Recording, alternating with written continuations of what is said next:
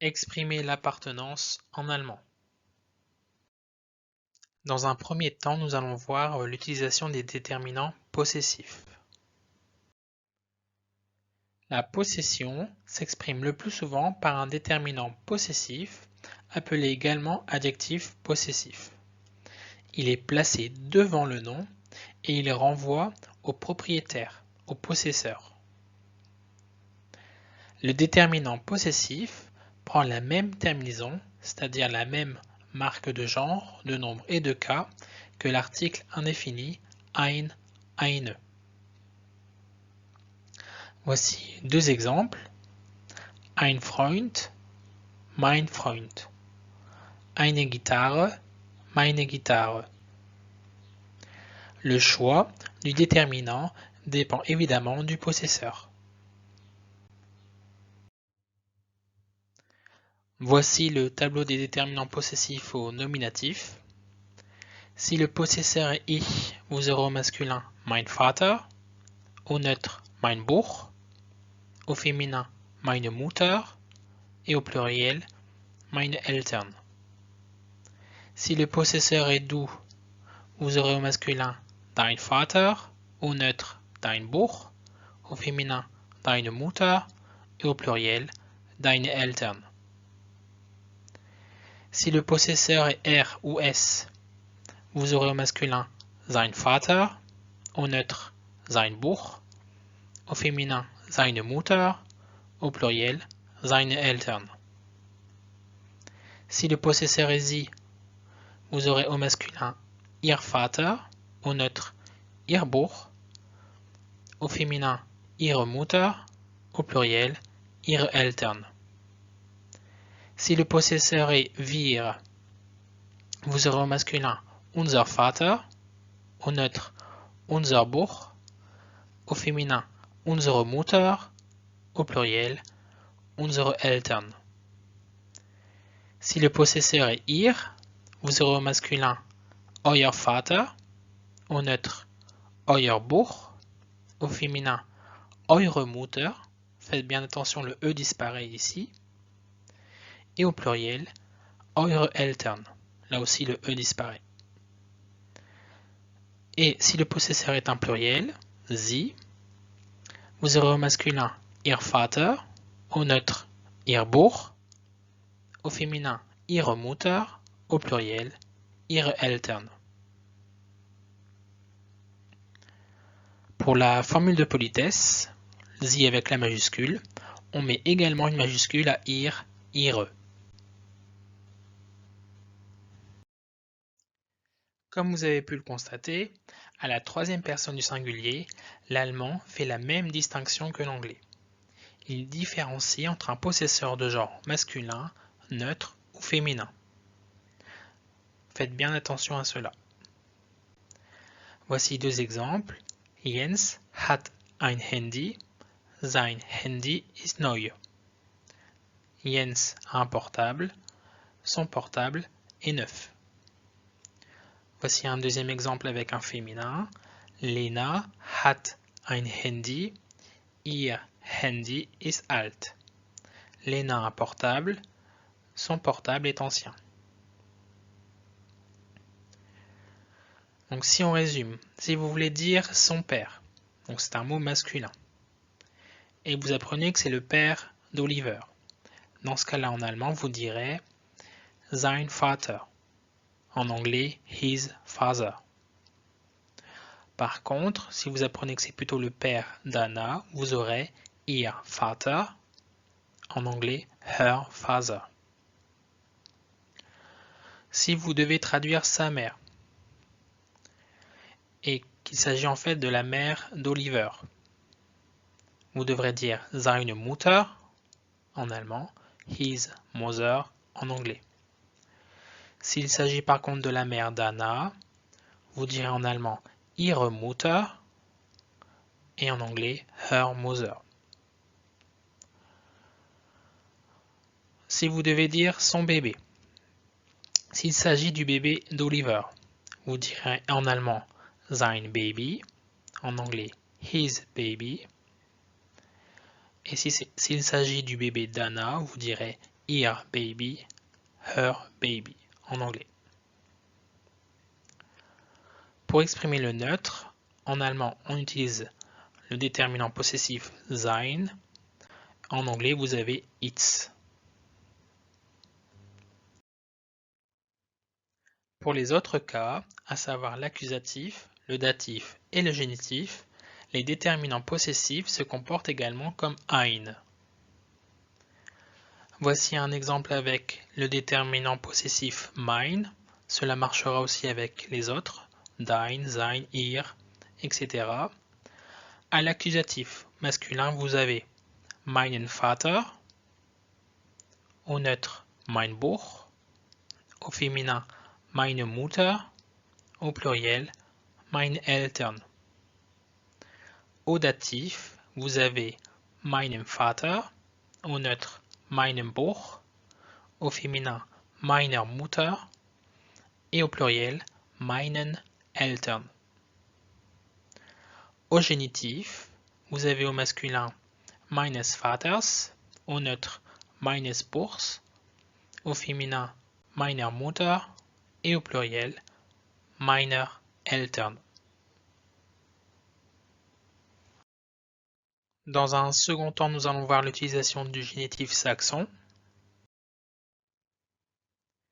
Pour exprimer l'appartenance, l'allemand utilise aussi fréquemment le génitif saxon. Il s'emploie avec un nom propre. Le nom propre prend un S à la fin et il joue le rôle du déterminant de l'article défini, der, die, das. Exemple, Goethes bekannteste Werke.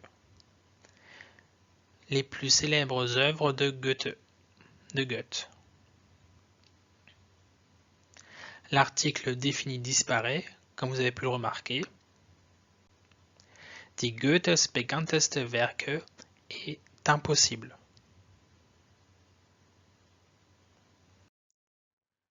Voyons deux autres exemples de génitifs saxons. Julias Bruder heißt Tom. Le frère de Julia s'appelle Tom. Peters Mutter arbeitet in Köln. La mère de Peter travaille à Cologne. Lorsque le nom propre se termine déjà par un S, un SZ ou un X, on utilise uniquement l'apostrophe pour exprimer le génitif saxon. Exemple, Lukas Schwester heißt Lisa. La sœur de Lucas s'appelle Lisa. Alex Jacke ist rot. La veste d'Alex est rouge.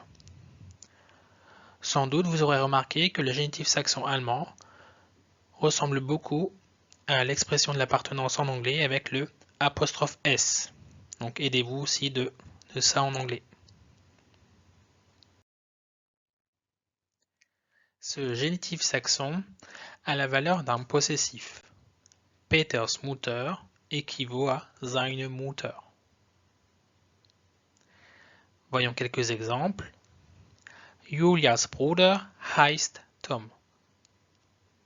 Correspond à ihr Bruder heißt Tom.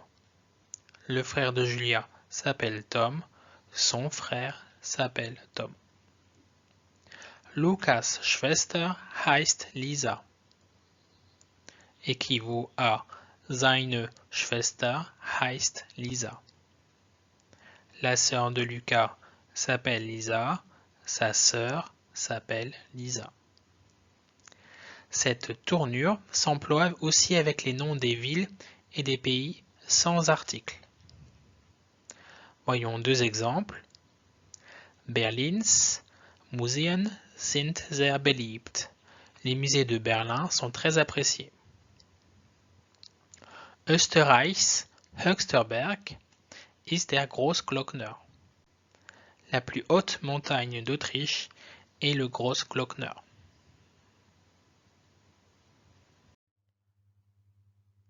Quand le nom commun est précédé d'un adjectif épithète, celui-ci prend obligatoirement la marque forte. Voyons trois exemples. Emmas neues Fahrrad, le vélo neuf de Lisa. Minas blauer Rock, la jupe bleue de Mina. Heute trage ich Karls roten Mantel. Aujourd'hui, je porte le manteau rouge de Karl. Quand la question porte sur le possesseur de l'objet, on emploie le pronom interrogatif wesen, qui est le génitif de wer. Il signifie de qui. Wesen se place immédiatement devant le nom et l'article disparaît. Cela donne Wessen Fahrrad wurde geklaut? Lenas Fahrrad. De qui le vélo a été volé? Autrement dit, quel vélo a été volé? Le vélo de Lena. Et pour finir, voyons l'utilisation de la préposition von plus datif pour exprimer l'appartenance.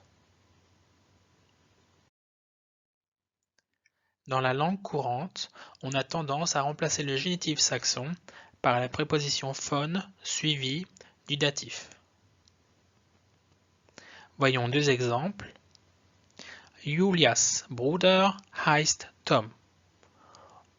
Dans la rue, vous pourrez entendre également Der Bruder von Julia heißt Tom. Deuxième exemple, Lukas Schwester heißt Lisa. On peut dire également Die Schwester von Lukas heißt Lisa. Faites bien attention, il n'est pas possible d'utiliser un génitif saxon lorsque le groupe nominal comporte un article indéfini ou un quantitatif. Dans ce cas, on n'utilisera pas le génitif saxon, mais von plus datif. Voyons quelques exemples. Ein Gedicht von Heine, un poème de Heine.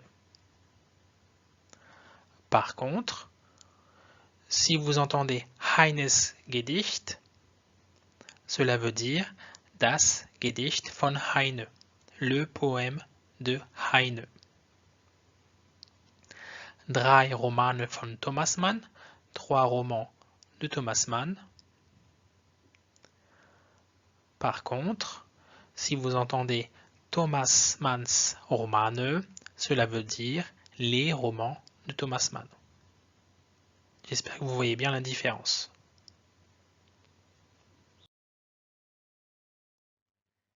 Si la vidéo vous a plu, n'hésitez pas à laisser un pouce bleu ou à vous abonner. N'hésitez pas non plus à laisser un petit commentaire. Viel Spaß, tschüss!